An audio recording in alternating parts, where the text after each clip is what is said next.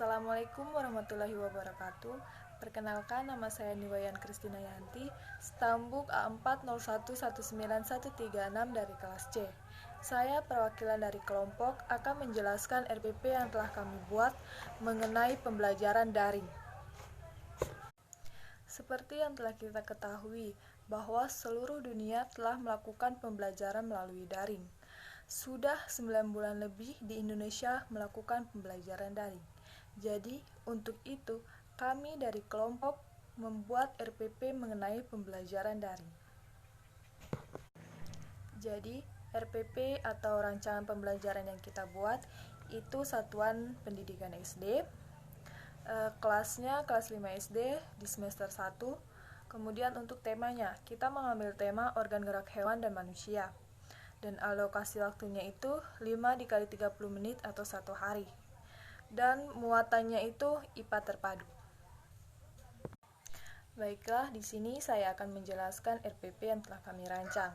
Jadi yang pertama, untuk tujuan pembelajarannya, melalui media daring itu, siswa mampu mengidentifikasi organ gerak hewan dan manusia. Tujuan pembelajaran yang kedua, setelah melihat contoh dan gambar, siswa mampu menyebutkan organ gerak hewan vertebrata dan avertebrata. Kemudian untuk tujuan yang ketiga, setelah mencari informasi, siswa mampu mempresentasikan organ gerak hewan dan manusia. Mungkin mempresentasikannya bisa melalui media daring seperti via WA, Zoom, atau media daring lainnya. Kemudian untuk tujuan yang keempat, setelah berdiskusi, siswa mampu menjelaskan fungsi masing-masing tulang pada organ gerak hewan dan manusia. Kemudian untuk tujuan yang kelima, setelah itu melalui media daring, WhatsApp atau Zoom atau media lainnya, siswa mampu menunjukkan atau menyebutkan berbagai jenis tulang sebagai organ gerak hewan pada manusia. Baiklah, untuk RPP kami itulah tujuan dari pembelajarannya, di mana siswa dituntut untuk berperan aktif mencari informasi. Kemudian, untuk selanjutnya, mengenai kegiatan pembelajaran. Jadi dalam kegiatan pembelajaran ini, dia ada pendahuluan. Jadi di pendahuluannya itu, yang pertama, melakukan pembukaan dengan memberikan salam, yang dilanjutkan dengan membaca doa, dipandu melalui grup WhatsApp, Zoom, atau Google Meet, dan media pembelajaran daring lainnya. Kemudian, untuk pendahuluan yang kedua, guru melakukan absen melalui grup WA atau Zoom, serta media pembelajaran lainnya. Kemudian yang ketiga, mengaitkan materi yang sebelumnya dengan materi yang akan dipelajari sekarang, dan diharapkan juga dapat dikaitkan dengan pengalaman peserta didik. Kemudian untuk pendahuluan yang keempat, memberikan gambaran tentang manfaat mempelajari materi sebelumnya atau gambaran tentang manfaat mempelajari materi yang akan ia pelajari sekarang. Kemudian untuk kegiatan pendahuluan ini kita mengambil waktunya atau alokasi waktunya itu dalam waktu 15 menit.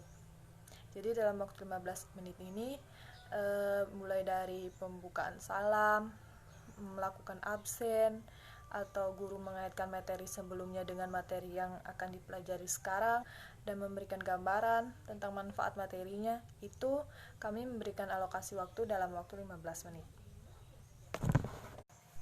Kemudian untuk kegiatan pembelajaran yang kedua, setelah pendahuluan kita masuk ke inti.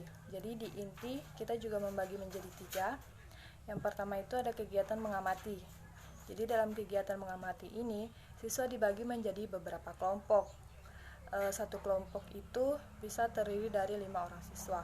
Kemudian yang kedua, siswa mengamati gambar organ gerak hewan dan manusia pada video yang telah diberikan oleh guru. Jadi guru menyiapkan video mengenai organ gerak hewan dan manusia.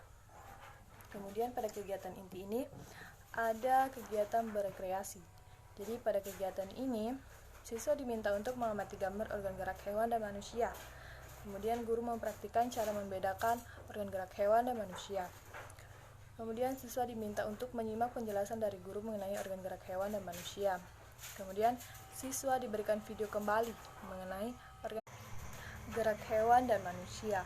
Kemudian langkah yang terakhir dalam proses berkreasi ini, siswa diminta untuk mengamati hewan yang di sekitar lingkungan mereka untuk mengetahui fungsi dari organ gerak hewan dan manusia tentunya.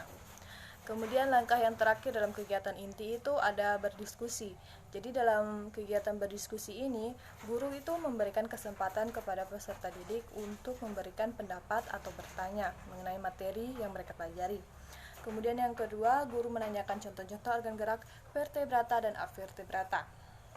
Kemudian yang ketiga, guru meminta siswa untuk menjelaskan tentang organ gerak hewan dan manusia. Kemudian siswa menuliskan organ gerak vertebrata dan avertebrata. Kemudian siswa menuliskan fungsi masing-masing pada organ gerak hewan dan manusia. Kemudian kegiatan yang terakhir, siswa menuliskan berbagai jenis tulang sebagai organ gerak hewan dan manusia. Jadi dalam kegiatan pembelajaran inti ini, alokasi waktunya itu 140 menit. Jadi dalam waktu 140 menit, siswa diminta untuk mengamati, berrekreasi, kemudian berdiskusi mengenai materi yang mereka pelajari. Kemudian kegiatan pembelajaran yang terakhir itu ada penutup. Jadi penutup ini misalnya dari peserta didik itu membuat resume dengan bimbingan dari guru tentang poin-poin yang telah mereka pelajari. Kemudian untuk guru berhak memeriksa pekerjaan dari siswa. Kemudian guru juga harus menyampaikan rancangan pembelajaran berikutnya. Kemudian dalam RPP ada yang namanya refleksi dan konfirmasi.